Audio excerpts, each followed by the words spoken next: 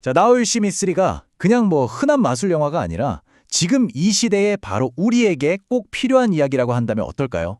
오늘 이 시간에는요, 한 영화 리뷰를 아주 깊이 들여다보면서 그 이유를 한번 제대로 파헤쳐 보겠습니다.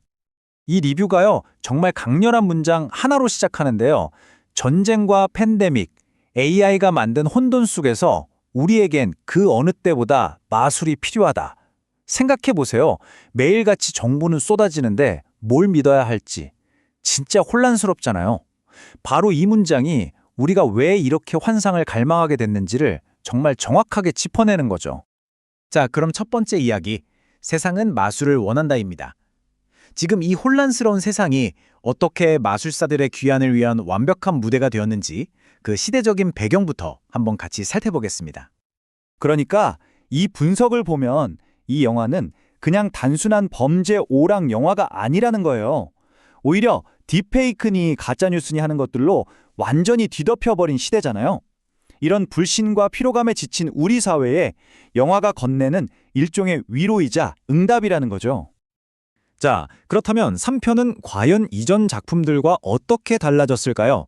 이 새로운 이야기를 제대로 이해하려면 지난 10년 동안 이 시리즈가 어떻게 변해왔는지 그 과정을 한번 되짚어 볼 필요가 있겠습니다. 자, 이 타임라인을 한번 보세요. 여기서 아주 흥미로운 지점이 보입니다. 2016년 속편은 그야말로 스케일을 키우는 데만 집중했잖아요.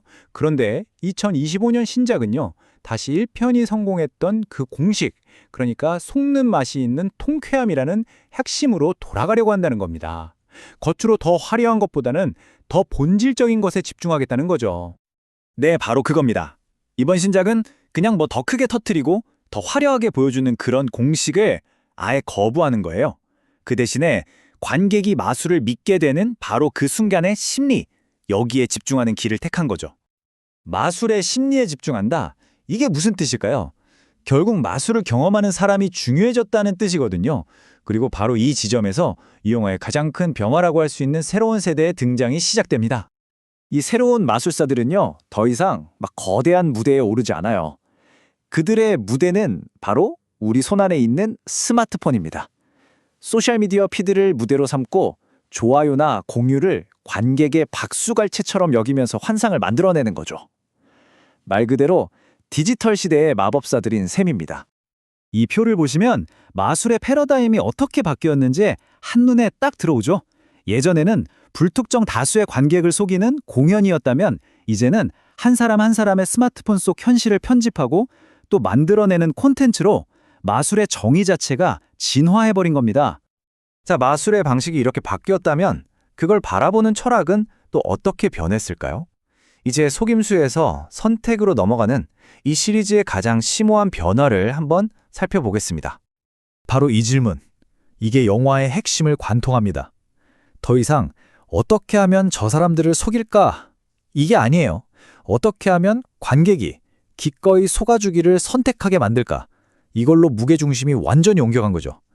이건 뭐랄까? 마술의 주도권이 마술사에게서 관객에게로 넘어오는 아주 결정적인 순간입니다. 바로 이런 장면처럼 감독은 더 이상 마술을 자, 한번 풀어봐 하는 퍼즐로 넘겨주지 않아요. 그 대신에 관객과 마술사 사이에 이봐요, 우리 잠시만 현실은 잊고 이 환상을 같이 즐깁시다 하는 일종의 암묵적인 약속 혹은 공로처럼 그려내는 거죠. 그런데 잠깐만요. 관객이 선택해서 믿는 거면 그럼 괜찮은 걸까요? 바로 이 지점에서 영화는 스스로에게 가장 중요한 질문을 던지게 됩니다. 바로 호스맨이 사용하는 속임수의 윤리에 대한 문제죠. 우리는 세상을 속이는 게 아니라 세상에게 거울을 보여주는 거야. 영화에 나오는 이 대사 한마디가 호스맨의 정체성을 그냥 딱 보여주는 것 같아요. 그들은 마술이 그냥 눈속임에서 끝나는 게 아니라 우리 사회에 좀 불편한 진실들에 비추는 거울이 될 수 있다는 그런 선언인 셈이죠. 그리고 실제로 이 시리즈는요, 늘 사회적 마술이라는 전통을 이어왔어요. 1편에서는 금융부패를, 2편에서는 거대 기술기업의 독점을 꼬집었잖아요. 그리고 3편에서는 자본 불평등과 정보 왜곡, 바로 지금 우리 시대의 가장 큰 화두를 마술 무대 위로 끌고 오는 겁니다. 자, 그렇다면 이 모든 요소들이 하나로 합쳐져서 과연 무엇을 말하고 있는 걸까요? 이제 마지막으로 영화 자체가 하나의 거대한 마술 트릭이 되는 이 시리즈의 궁극적인 메타 서사를 한번 들여다보겠습니다. 이 리뷰에서는 시리즈의 진화를 이렇게 딱 정리하더라고요. 1편이 속임수를 통해 정의를 말했다면 2편은 더 큰 속임수를 이기기 위해서 속임수를 썼죠. 그리고 마침내 3편에서는 그 속임수를 통해서 오히려 진실을 되찾으려 한다는 겁니다. 그러니까 이제 시리즈 자체가 진실의 본질이 대체 뭐냐? 이런 거대한 질문을 던지는 단계까지 온 거죠. 결국 이 영화의 진짜 마술은 스크린 속에서 보여주는 그런 트릭이 아니에요. 모든 걸 의심하고 또 냉소적으로 바라보는 게 당연해진 이 시대에 우리가 잠시 잊고 살았던 경이로움이라는 감각을 되찾아주는 것. 그것이야말로 이 영화가 가진 가장 큰 힘이라는 거죠.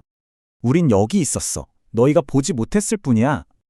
영화의 이 마지막 대사는 마치 우리에게 이렇게 속삭이는 것 같아요. 환상적인 걸 보려고 마음먹지 않으면 바로 우리 눈앞에 있어도 얼마나 많은 걸 놓치고 사는지 말이죠.